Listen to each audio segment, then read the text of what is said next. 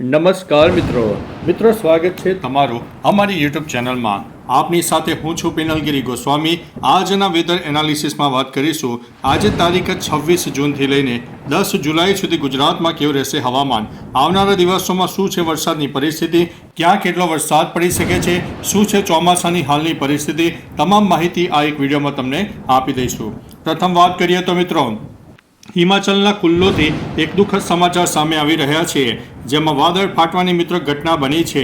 11 લોકો ગુમ થયા છે અને 2000થી વધુ લોકો ફસાયા છે।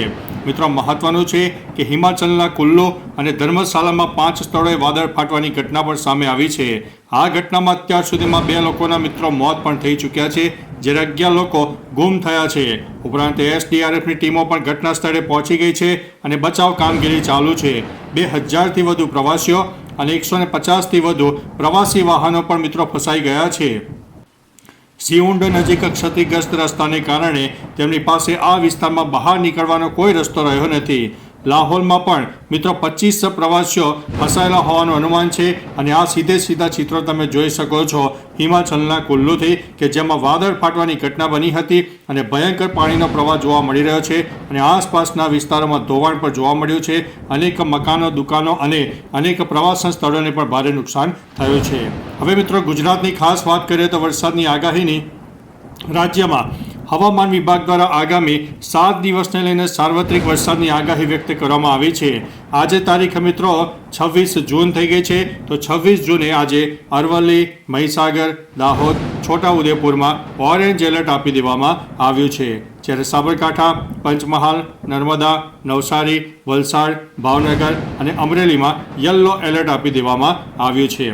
મિત્રો મહત્વનું છે કે ગુજરાતમાં આ વર્ષે ચોમાસું સારું રહેવાનું છે અને સામાન્ય કરતાં સારું પણ રહેવાનું છે તેવી આગાહી હવામાન વિભાગે પણ વ્યક્ત કરી છે। ચોમાસાની શરૂઆતમાં પણ ધમાકેદાર એન્ટ્રી રહી છે અને શરૂઆતના ફક્ત મિત્રો 10 જ દિવસમાં ફક્ત 10 દિવસમાં રાજ્યમાં 25% જેટલો વરસાદ નોંધાઈ ગયો છે। મહત્વનું છે જે ગત અઠવાડિયા 10 દિવસમાં જે વરસાદની એન્ટ્રી થવા પામી છે તેમાં અંદાજિત 25% જેટલા વરસાદની શરૂઆત પણ થઈ ગઈ છે અને હજુ ને હજુ આગામી 24 કલાકમાં તે 30 અથવા તો 35% સુધી પણ પહોંચી શકે તેવી શક્યતા હાલ દેખાઈ રહી છે। હવે મિત્રો એક સેટેલાઇટ બેઝના માધ્યમથી જાણીશું કે આવનારા દિવસોમાં ગુજરાતમાં વરસાદની શક્યતા કેટલી છે। હવે મિત્રો તમને જણાવ્યું તે પ્રમાણે આજે તારીખ 26 જૂન છે, તો આજે જણાવ્યું તે પ્રમાણે સૌરાષ્ટ્રનો ઉત્તરી પટ્ટો હોય, ઉત્તર ગુજરાત હોય, મધ્ય ગુજરાત, દક્ષિણ ગુજરાત અને સૌરાષ્ટ્રના દક્ષિણી પટ્ટામાં પણ વરસાદની શક્યતા વધુ છે। કોઈ વિસ્તારમાં તો મિત્રો 1 ઇંચથી લઈને 8 ઇંચ કરતાં પણ વધારે વરસાદ થાય અને દક્ષિણ ગુજરાતમાં વરસાદની હેલી ચાલુ રહેશે। આગામી 10 દિવસ તો વરસાદ દક્ષિણ ગુજરાતમાં જોવા મળશે, કારણ કે દક્ષિણ ગુજરાતથી લઈને કેરળ સુધી વરસાદની એક ટપ રેખા સર્જાઈ ગઈ છે। હવે મિત્રો આગામી તારીખ 27 તારીખની વાત કરીએ તો 27 તારીખે પણ કહી શકાય કે કચ્છના ઉત્તરી પટ્ટા હોય, મધ્ય ભાગ હોય, એટલે કે સમગ્ર કચ્છમાં એક સાર્વત્રિક વરસાદનો માહોલ છવાઈ જશે, જેમાં લખપત, અબડાસા, માંડવી, મુન્દ્રા, અંજાર, ભચાઉ, ગાંધીધામ, રાપર, ખાવડા સહિત અનેક વિસ્તારમાં સારામાં સારો વરસાદ થઈ શકે છે। ઉત્તર ગુજરાતના પણ બનાસકાંઠા, સાબરકાંઠા, મહેસાણા, પાટણ, અરવલ્લીના અનેક વિસ્તારમાં છૂટોછવાયો વરસાદ રહેશે। કોઈ વિસ્તારમાં 1 ઇંચથી લઈને 4 ઇંચ સુધીના વરસાદ થઈ શકે છે, જ્યારે મધ્ય ગુજરાતના પૂર્વ તરફના વિસ્તારો મહીસાગર, પંચમહાલ, દાહોદ, છોટાઉદેપુર, નર્મદા અનેક વિસ્તારમાં છૂટાછવાયા વરસાદની શક્યતા છે।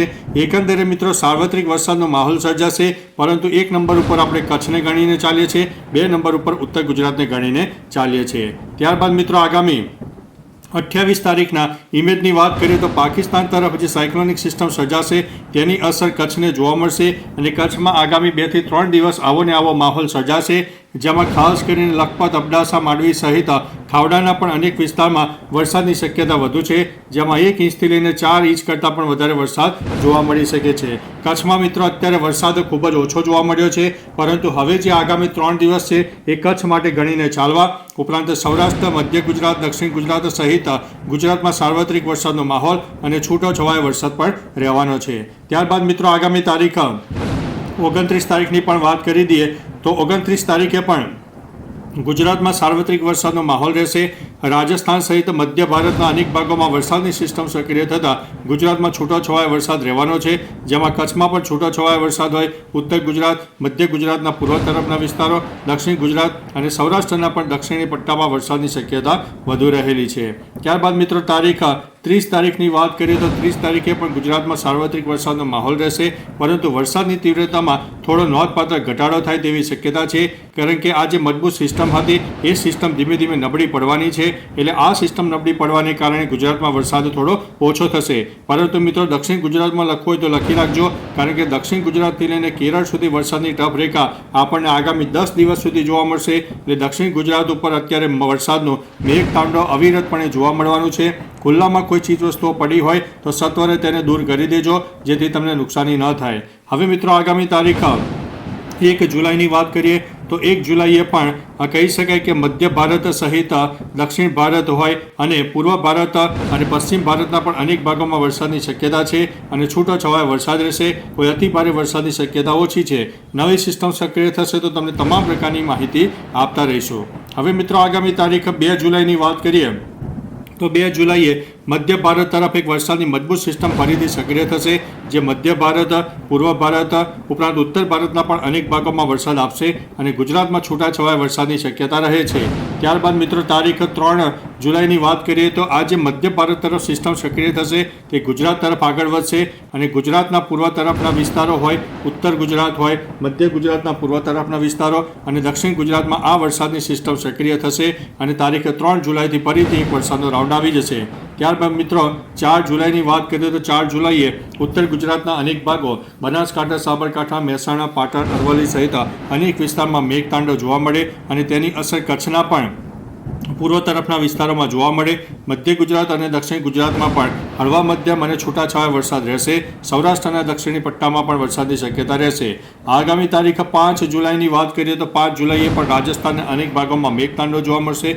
મધ્ય ભારત પણ એક્ટિવ રહેશે અને ગુજરાતના પૂર્વ તરફના વિસ્તારો, ઉત્તર તરફના વિસ્તારો અને દક્ષિણ તરફના વિસ્તારોમાં વરસાદ રહેશે. કચ્છમાં થોડું વરસાદનું પ્રમાણ મિત્રો થોડું ઘટી શકે તેવી સંભાવના દેખાઈ રહી છે. ઉપરાંત મિત્રો તારીખ 6 જુલાઈની વાત કરીએ તો 6 જુલાઈએ પણ રાજસ્થાનના અનેક ભાગો હોય, ઉપરાંત મધ્ય ભારતના પણ અનેક ભાગોમાં વરસાદની શક્યતા રહેશે. ગુજરાતમાં છૂટાછવાયા વરસાદની શક્યતા રહેનારી છે. ત્યારબાદ મિત્રો આગામી તારીખ 7 જુલાઈની વાત કરીએ તો 7 જુલાઈએ પણ વરસાદની તીવ્રતામાં સામાન્ય ઘટાડો થઈ શકે છે. દક્ષિણ ગુજરાત વરસાદ જોવાનું છે તે મહત્વનું છે. 8 જુલાઈની વાત કરીએ તો 8 જુલાઈએ પણ સાર્વત્રિક વરસાદનો માહોલ રહેશે, છૂટાછવાયા વરસાદનો માહોલ રહેશે. 9 જુલાઈની વાત કરીએ તો 9 જુલાઈએ પણ સાર્વત્રિક વરસાદનો માહોલ, છૂટાછવાયા વરસાદની શક્યતા. અને અંતે મિત્રો 10 જુલાઈની વાત કરીએ તો રાજસ્થાન સહિત ઉત્તર ભારત ઉપરાંત પૂર્વ ભારતના અનેક ભાગોમાં વરસાદનું તાંડવ જોવા મળશે. ગુજરાતમાં પણ છૂટાછવાયા વરસાદ રહેશે. હવે મિત્રો એક અગત્યની વાત જણાવી દઈએ કે અત્યારે ભલે વરસાદની સિસ્ટમો કદાચ તમને સેટેલાઇટ બેઝના માધ્યમથી ન દેખાય, પરંતુ મિત્રો તમારે લખવું હોય તો લખી રાખજો. આગામી 10 દિવસમાં કચ્છમાં પણ કહી શકાય કે સુરતમાં જેવું મેઘતાંડવ થયું છે તેવું કચ્છમાં પણ થાય તેવી શક્યતા દેખાઈ રહી છે. ભલે સેટેલાઇટ બેઝના માધ્યમથી મિત્રો તમને સિસ્ટમ ન દેખાય, પરંતુ કચ્છમાં પણ આગામી 10 દિવસમાં જોરદાર વરસાદ પડશે અને તે તમારી દુકાનો હોય, કોઈ ચીજ વસ્તુઓ હોય તેને અત્યારથી સત્વરે લઈ લેજો. કોઈ ડોક્યુમેન્ટ પણ અગત્યના હોય તો તેને લઈ લેજો.